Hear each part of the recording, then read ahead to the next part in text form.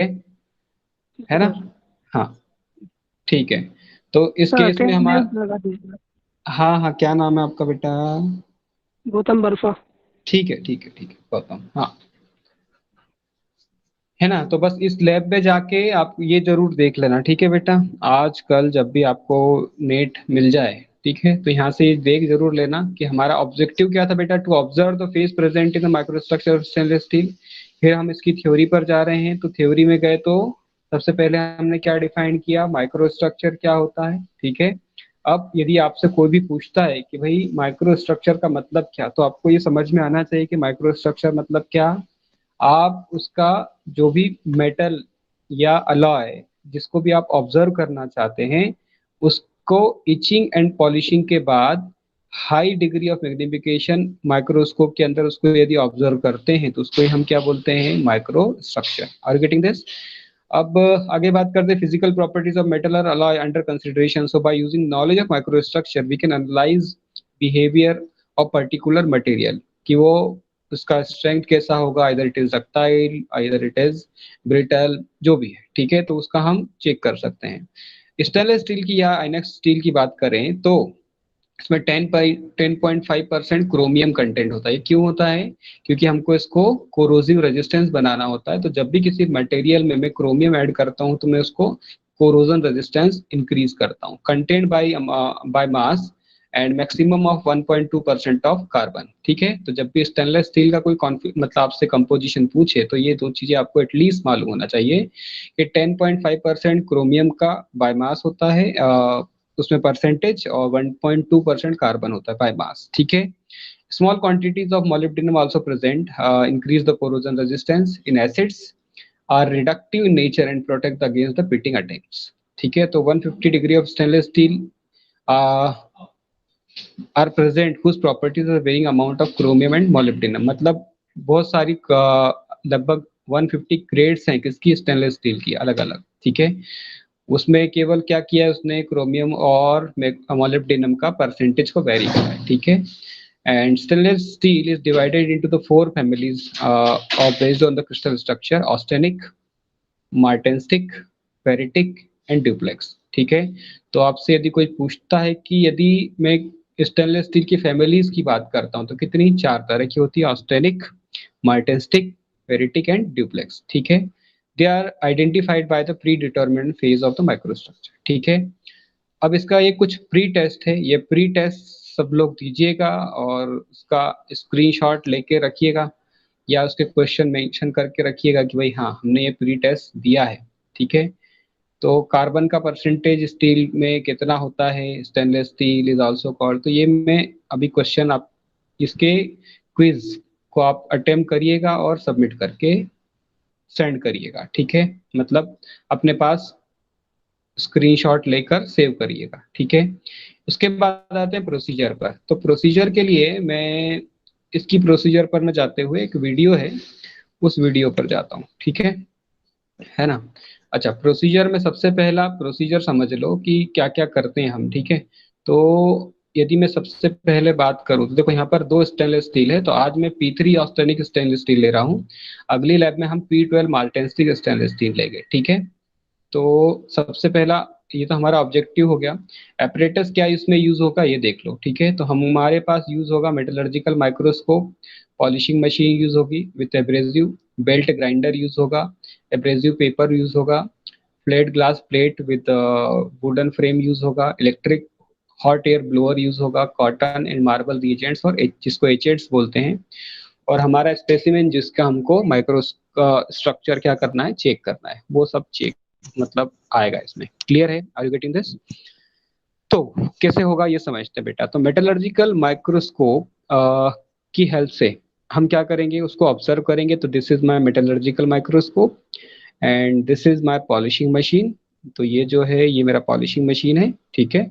And belt grinder, this is my belt grinder, जो कि इसके ऊपर एब्रेसिव पेपर लगा हुआ है। एब्रेसिव मतलब आपने घर में जो रेगमाल पेपर देखा होगा, इस तरह की बात कर रहे हैं अपन, ठीक है। और flat glass plate with wooden frame, मतलब ये भी हो सकता है या ये भी हो सकता है, ठीक है।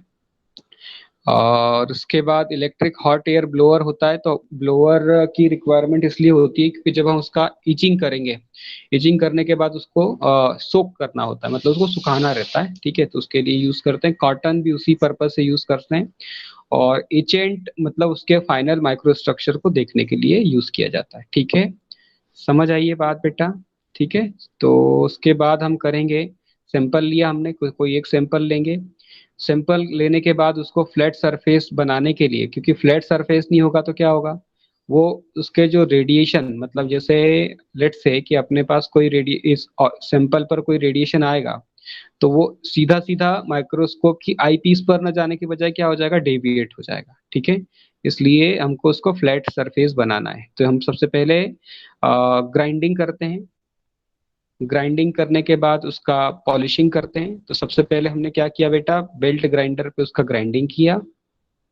थर्ड स्टेप में हम उसको क्या करते हैं, पॉलिशिंग करते हैं। तो पॉलिशिंग करने का तरीका होता है कि पॉलिश पेपर जो है 1/0, तो 1/0 ना बोलते हुए आप ऐसा बोलो कि हमारे पास जो एमरी पेपर्स होते हैं अलग अलग फाइन साइज के या शेप के मिलते हैं।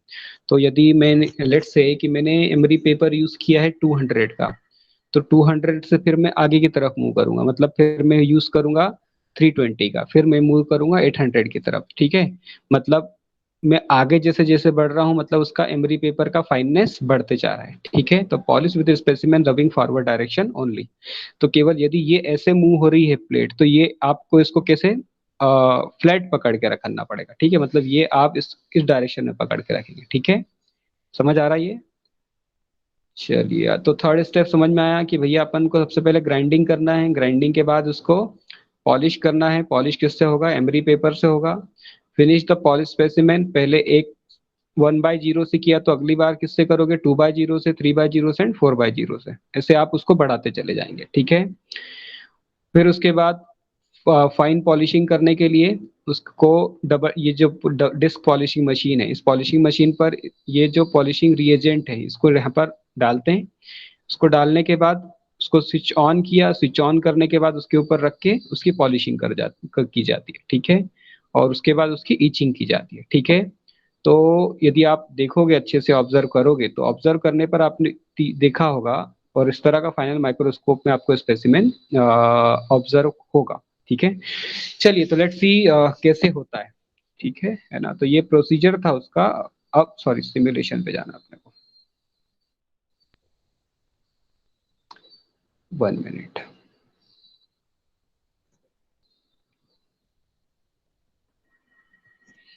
तो आपने समझा होगा कि कौन कौन से स्टेप्स को आपने यहाँ पर क्या किया, फॉलो किया। तो सबसे पहले क्या किया बेटा, आपने उसका ग्राइंडिंग किया, ठीक है। ग्राइंडिंग करने के बाद आपने उसका क्या किया, पॉलिशिंग किया, ठीक है। पॉलिशिंग करने के बाद उसका क्या किया, इचिंग किया, ठीक है ना। तो बस ये मेजर इसके पैरामीटर हैं कि आपको ये आना चाहिए, ठीक है। क्लियर है? चलिए, तो let's do for the simulation. हाँ जी, सर बताइए, इसमें बोलिए। क्या होता है सर? ईचिंग का मतलब कि आपने उसके ऊपर से केमिकल उसके ऊपर डालते हो, एजेंट्स होते हैं, ठीक है। अब एल्यूमिनियम के लिए अलग एजेंट यूज करते हैं और स्टेनलेस स्टील के लिए अलग एजेंट्स यूज करते हैं, ठीक है ना। तो बता रहा हूँ, मैं आ ही रहा हूँ उस पर, 2 सेकेंड, ठीक है। तो यही हमारा ऑब्जेक्टिव था कि to observe the phase present in the microstructure of stainless steel. तो मेटलर्जिकल माइक्रोस्कोप ये सारे तो मैं बता ही चुका हूँ ऑलरेडी। तो यहाँ पर ये आपका माइक्रोस्कोप हो गया, ये आपका पॉलिशिंग मशीन हो गया, और ये आपका ग्राइंडर हो गया, ठीक है। और ये आप हो गए। चलिए, तो आगे बढ़ते हैं। Let's do it for the P3 austenitic stainless steel, ठीक है। आप इसको P12 के लिए भी कर सकते हैं। आपको केवल यहाँ पर मटेरियल ये सिलेक्ट करना होगा, ठीक है। चलिए, तो सबसे पहले हमने क्या किया, हमारा जो भी सैंपल है उस सैंपल को लिया कि भाई हाँ, मुझे इसको प्रिपेयर करना है। तो first and the second step to obtain the flat surface of the specimen, first we do for the grinding. मतलब हम केवल कहाँ जाएंगे, ग्राइंडिंग पर। तो देखो, ये बेल्ट रोटेट हो रहा है, बेल्ट रोटेट हो रहा है, और ये आपने स्पेसिमेन रखा, तो इसकी वजह से ये क्या होगा, इसका सरफेस आपको फ्लैट मिलेगा। Are you getting this? आगे बढ़ते हैं। आपने क्या किया, सबसे पहले ग्राइंडिंग। अब क्या करना है अपने को, पॉलिशिंग। तो पॉलिश करने के लिए मैंने क्या बोला कि पहले आप 1/0 या फिर जो भी अपने पास एमरी पेपर है, तो एमरी पेपर में लेट से कि आप ऐसा बोलो कि आपने पहले यदि 200 पे किया है तो आपको उससे आगे आगे की तरफ मूव करना पड़ेगा, तो जितना फाइनर होते जाएगा मतलब उसका नंबर उतना बढ़ते चले जाएगा, ठीक है। तो यदि आपने कभी एमरी पेपर देखे हो, यदि रिगमाल पेपर जिसको बोलते हैं अपन जनरल लैंग्वेज में, तो एमरी पेपर की हेल्प से आप उसको क्या कर सकते हो, पॉलिश करके मतलब पॉलिश कर सकते हो, ठीक है। तो यहाँ पर वही जो ये 1/0 फाइनेस पेपर जो बोल रहा है पॉलिश पेपर, वो वही पेपर है, ठीक है। आगे बढ़ते हैं। तो कैसे करना है, तो अब ये देखो 1/0 से पहले करेगा, तो इसके बाद अगली बार जब करेगा वो 2/0 से, फिर अगली बार जब करेगा वो 3/0 से। तो कैसे कर रहा है, बिल्कुल आगे की तरफ देखो, तो move the next paper 2/0, then 3/0 and then 4/0 once the scratch on the specimen are uniform. देखो एक डायरेक्शन में करोगे पहले, फिर दूसरी डायरेक्शन में, मतलब एक बार एक डायरेक्शन में, फिर उसके परपेंडिकुलर डायरेक्शन, फिर एक बार एक डायरेक्शन में, फिर उसके परपेंडिकुलर डायरेक्शन में, ठीक है। मतलब आप ऐसा समझो कि while the changing of one paper two another, मतलब 1/0 से 2/0 किया तो स्पेसिमेन को आप क्या करोगे, your hands should be clean free and abrasive of the paper and specimen turn through the 90 degree, मतलब स्पेसिमेन को अपन 90 डिग्री घुमा देंगे। ऐसा इसलिए करेंगे क्योंकि एक बार उसमें एक तरह के अपने को एक तरह की सरफेसेस मिलेगी, ठीक है ना, मतलब एक तरफ वो ग्राइंड हो जाएगा। तो जब दूसरी बार करेंगे तो दूसरी तरफ ग्राइंड होने लगेगा। तो इस तरह से अपने को जो उसमें जो उसका माइक्रो स्ट्रक्चर ऑब्जर्व करना है वो क्लियरली ऑब्जर्व कर पाएंगे अपन। So that the scratches from the previous paper are at the right angle to the scratches of the next paper, ठीक है ना। तो ये बात ध्यान रखिएगा, ये नोट करने वाली बात थी। आगे बढ़ते हैं, लेट्स मूव। तो अब देखो पहले पहले 1/0, फिर 2/0, then 3/0, then finally we go for the 4/0 abrasive paper, ठीक है। तो wash hands with the specimen. तो अब देखो जैसे यदि आपने 1/0 पर 90 डिग्री में एक साइड किया था, तो उसके बाद अगेन 90 डिग्री करोगे, फिर अगेन 90 डिग्री करके 3/0 पे, फिर अगेन 90 करके 4/0 पे, ठीक है। चलिए तो करते हैं, लेट्स डू इट। समझ आ रहा है कैसे करेंगे आप? चलिए आगे बढ़ते हैं फिर। अब यहाँ पर एक चीज ये पूछ रहा है कि what is the glass plate used for, तो इसके लिए कौन सी ग्लास प्लेट यूज करेंगे, ठीक है। It is easier to apply pressure, मतलब ग्लास प्लेट जो हम इसमें यूज कर रहे थे, ठीक है, वो ग्लास प्लेट क्यों यूज करेंगे, ठीक है। अब बता रहा हूं मैं ग्लास प्लेट का मतलब क्या। It is easier to apply pressure, it is obtain to flat surface. तो ऑब्वियस है, आपने क्या किया, क्योंकि आपका सॉरी आपको दोनों जो थे वो दोनों के लिए यूज करना था, ठीक है ना। तो ऑब्टेन फ्लैट सरफेस और उसके लिए किया, ठीक है। तो do the fine polish of the disc polishing. देखो तो ये आपका एल्यूमिनिया सॉल्यूशन होता है, ठीक है, अपने यहाँ भी रखा हुआ है इंजेक्शन के फॉर्म में वो एल्यूमिनिया सॉल्यूशन। तो या तो इस बॉटल के फॉर्म में होता है या इंजेक्शन के फॉर्म में मिलता है। तो आपने पहले ये 2 ड्रॉप्स इसके ऊपर डाली, 2 ड्रॉप्स डालने के बाद ये सैंपल लेकर आए आप, सैंपल लेकर आए, सिंपल लाने के बाद फिर आपने उसके ऊपर रख दिया, देन उसको ऑन कर दिया। तो ऑन करने पर आपको ये रोटेट होता हुआ कुछ दिख रहा होगा, ठीक है। तो पूरी तरह से उसमें पॉलिशिंग होने के बाद फिर हम इसको ऑफ कर देते हैं। ऑफ करने के बाद after fine polishing clean of the polish surface of the specimen with water and dried and electric hot air blower से उसको हम ड्राई कर लेते हैं, ठीक है। तो क्या करेंगे आप, समझ में आया। तो आपने पहले उसका फाइन पॉलिशिंग किया, फिर उसको जो भी क्लॉथ था, ठीक है ना, तो जो कॉटन होगा, जो कॉटन अपन यूज करते हैं, ठीक है, जन डॉक्टर लोग उस वो तरह उस कॉटन की बात कर रहा हूँ मैं। उससे आप उसको पूरा क्लीन करेंगे, क्लीन करने के बाद वाटर से उसको साफ करेंगे and dried by electric hot air blower. Clear है। Now we comes to the next step. The last step is etching, ठीक है। तो अभी हमने ग्राइंडिंग कर लिया, पॉलिशिंग कर लिया, then we come for etching, ठीक है। अब यहाँ पर एक चीज नोट करने की है, solution of hydrochloric acid and copper sulphate dissolve in the water, ठीक है ना। तो ये डिजॉल्व हो जाते हैं वाटर में। तो standard mixture of 20 ml of HCl and 4 gram of CuSO4, ठीक है, और उसके साथ वाटर को ऐड करके 20 ml, तो एक अपना इचेंट बन जाता है। तो इसका जो ग्रीन सॉल्यूशन बनता है जिसका एसिडिक ऑर्डर जो है, पीएच जो है लगभग बिलो 1 होता है, ठीक है। तो देखो समझ आता हूँ मैं। तो ये आपका ये एज यूजुअल मार्बल रिजेंट है, आपने इसको ओपन किया, ओपन करने के बाद आपका कॉटन लिया, चलना भैया, कॉटन में इसको सोक कर लिया, फिर अगेन इसको बंद कर दें अपन।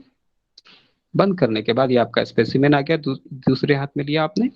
फिर आप इसको इचिंग कर देंगे, ठीक है ना। मतलब इचिंग करने का मतलब ये हो गया, समझ आया बेटा? ठीक है। What is poured on the disc polisher in the previous step, ठीक है। तो क्या अपन ने किया था, अपन ने कौन सा सॉल्यूशन लिया था प्रीवियस स्टेप में बेटा, कोई बताएगा? एल्यूमिनियम सॉल्यूशन लिया था आई थिंक, ठीक है। चलिए, तो अपन ने यहाँ पर इसका इचिंग भी कर लिया। इचिंग करने के बाद अब इसको हम माइक्रोस्कोप पे रखेंगे।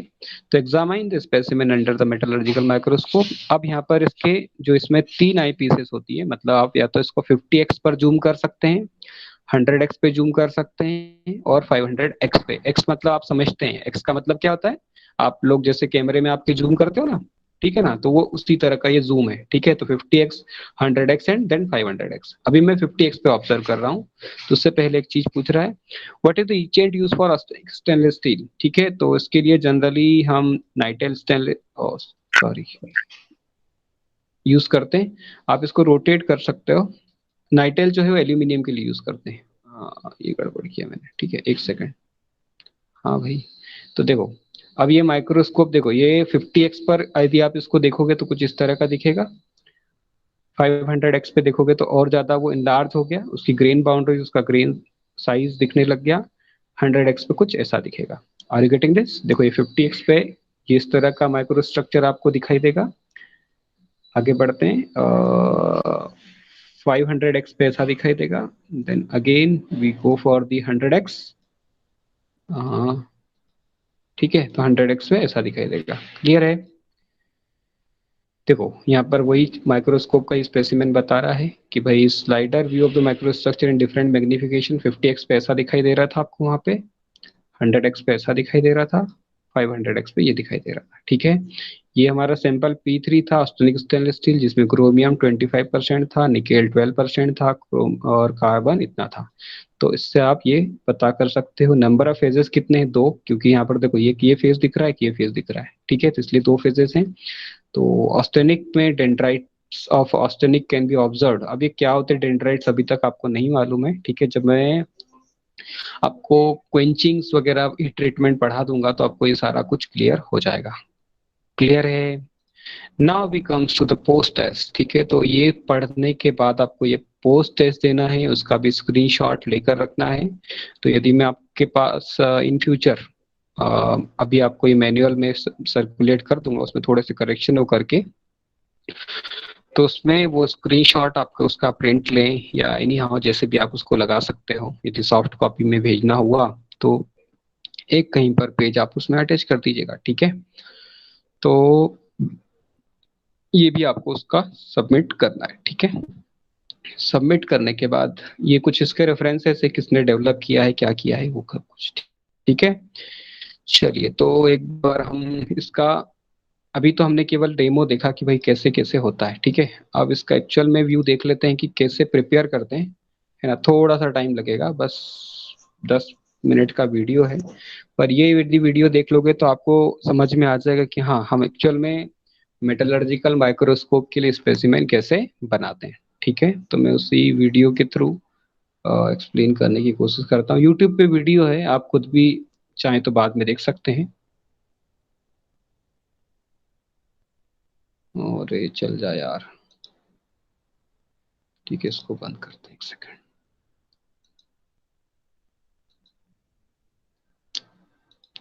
है ना, तो मैंने इसमें केवल यूट्यूब में सर्च किया था, sample preparation for metallurgical microscope, ठीक है।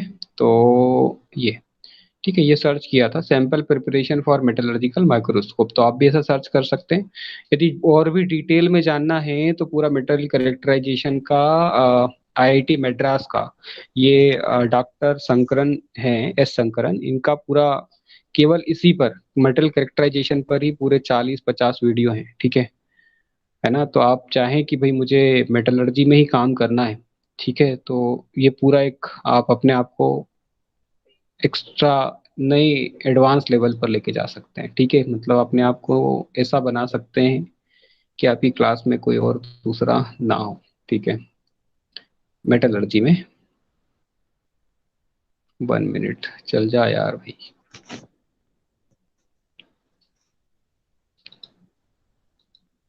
ठीक है, तो आप खुद गूगल मतलब यूट्यूब पे सर्च कर सकते हैं कि sample preparation for metallurgical microscope. चल ही नहीं रहा है, चलने का नाम ही नहीं ले रहा है वो।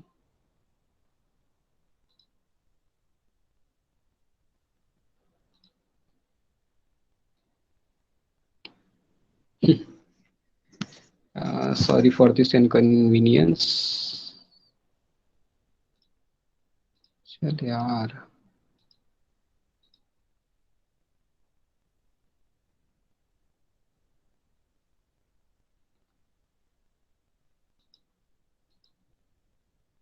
What is this यार?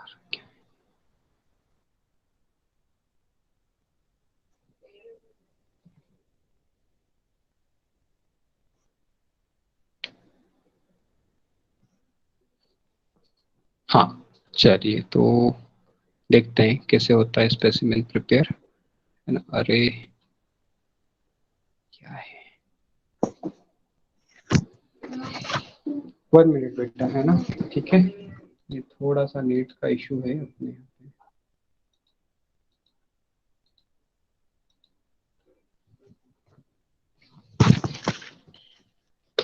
अच्छा, जो मैंने सिमुलेशन बताया उसमें सबको समझ में आया आपका बेटा, कैसे होगा क्या होगा? ठीक है, तो जब भी मेटलर्जिकल माइक्रोस्कोप की बात करें तो सैंपल प्रिपेयर करते हैं। सैंपल प्रिपरेशन में सबसे पहले क्या होगा? Grinding, polishing, then etching. ठीक है ना, है ना। तो स्टेनलेस स्टील के लिए अपन पढ़ रहे हैं, ठीक है। ऐसा आप एल्यूमिनियम के लिए भी, जो लोग वर्क करेंगे एल्यूमिनियम पर, तो एल्यूमिनियम के लिए भी इसी तरह से सैंपल प्रिपेयर करते हैं, ठीक है। बस उसमें कुछ चेंज हो जाता है, जैसे उसमें कुछ आईएस या एएसटीएम स्टैंडर्ड्स फॉलो करना रहते हैं अपने को।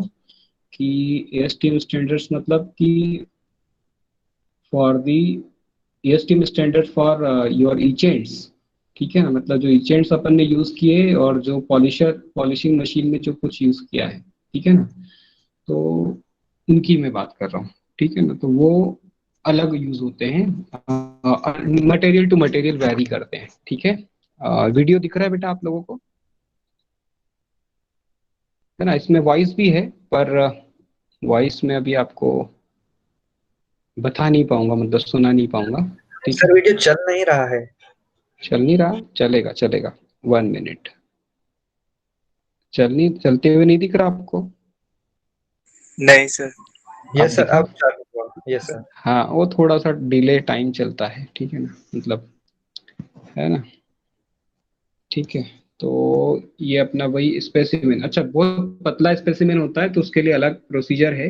ये स्पेसिमेन भी मैं बच्चों से बनवाता हूँ, तो इस तरह का एक स्पेसिमेन बनवाता हूँ और एक पूरा फुल साइज वाला। ठीक है, तो पहले ये क्या बोल रहा है कि cut a small specimen from the workpiece as usual. ठीक है ना, मतलब स्मॉल स्पेसिमेन जरूरी नहीं है।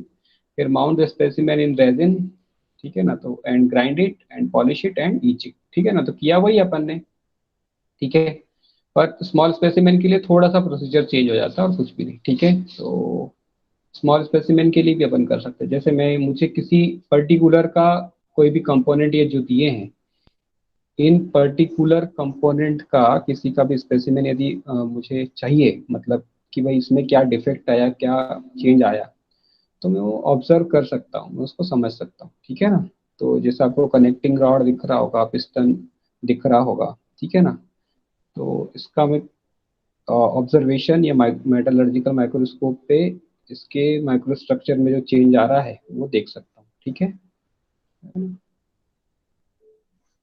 दिख रहा है आप लोगों को वीडियो बेटा? Yes sir. है ना, तो ये स्टार्टिंग में उसको ग्राइंड कर रहा है। ठीक है, ग्राइंडर जो होता है ना, ठीक है, तो उसने ग्राइंड कर लिया उस पे रख के सीधा सीधा। ठीक है, ग्राइंड करने के बाद उसी सैंपल को लिया और उसको कुछ केमिकल सॉल्यूशन में रख के, उसमें एक्चुअल में जब ग्राइंडिंग कर रहा है तो कुछ डेब्रीज या ग्राइंडर की कुछ डेब्रीज उसके अंदर आ जाती हैं। तो उसको रिमूव करने के लिए वो पहले उसको केमिकल्स में करता है, ये अपना हॉट एयर ब्लोअर जो मैंने अपन ने बात की थी, ब्लोअर चालू करके उसको सोक कर लिया। सोक करने के बाद अब जब स्मॉल सैंपल होता है तो ऐसे बनाते हैं अपन, ठीक है। तो ये अपने पास रखे हुए हैं, तो ये कुछ केमिकल हैं, ठीक है। और तो इन केमिकल को मतलब ऐसे एक बॉक्स में रख दो और एक सॉलिड सॉल्यूशन मिलाएगा। अभी इसमें लिक्विड डाला है, इसी तरह से एक सॉलिड भी ऐड करेगा। अच्छा, इसके पास ये हॉट ओवन रखा हुआ है इस तरह का, तो उसमें जाके ये उसको सॉलिडिफाई कर देगा। पर अपन डायरेक्टली भी कर सकते हैं, ठीक है ना। मतलब केवल आप उसमें दो एजेंट्स मिला दो और उसको थोड़ी देर 10-15 मिनट रहने देते हैं, तो उससे भी अपना सॉलिड सॉल्यूशन जैसा मतलब सॉलिड बन जाता है। जैसे इसका ये बना है ऐसा कैसा अपना भी बन जाता है, ठीक है। तो अपने पास भी इसी तरह का अटैचमेंट तो नहीं है, अपन अपने जुगाड़ से करते हैं, पर ऐसा बन जाता है, ठीक है। तो अपन ऐसा बना लेते हैं अपनी लैब में भी। ये फिर डबल डिस्क पॉलिशिंग मशीन अपने यहाँ इस तरह की रखी हुई है, तो घूम रहा है ना। 1 मिनट, ठीक है। तो डबल डिस्क पॉलिशिंग मशीन इसी तरह का है। फिर इस डबल डिस्क पॉलिशिंग मशीन पर इस तरह से देखो, है ना। तो उसका सरफेस को वो मतलब इसको करने की कोई ऐसी जरूरत नहीं है जो अभी कर रहा है ये, ठीक है ना। इसको करने की कोई ऐसी रिक्वायरमेंट नहीं है। जब उसको कंटिन्यूसली वाटर का सप्लाई भी होता है। फिर पॉज हो गया, यूट्यूब भी ढंग से नहीं चला पाता। ठीक है ना। तो वीडियो पॉज हो गया ना बेटा। Yes sir. एक सेकंड, चल रहा है, पता नहीं यार। ठीक है ना। तो ये वीडियो आप पूरा रेफर करिएगा, ठीक है, कि किस तरह से हम मेटलर्जिकल माइक्रोस्कोप का स्पेसिमेन बनाते हैं, ठीक है ना। तो आपको ये वीडियो देखने के बाद कोई भी डाउट नहीं रहेगा, यदि आपको प्रोसीजर में यदि कोई डाउट था भी तो, ठीक है ना। ठीक है बेटा। तो आज का लैब तो अपन यही फिनिश करते हैं, ठीक है, क्योंकि अपने पास ना तो डेटा है, फिर सबके लिए वो लॉस वाली बात हो जाएगी, ठीक है। 1 मिनट, मैं इसका रिकॉर्डिंग बंद कर दूँ, भी शेयर भी कर दूँ।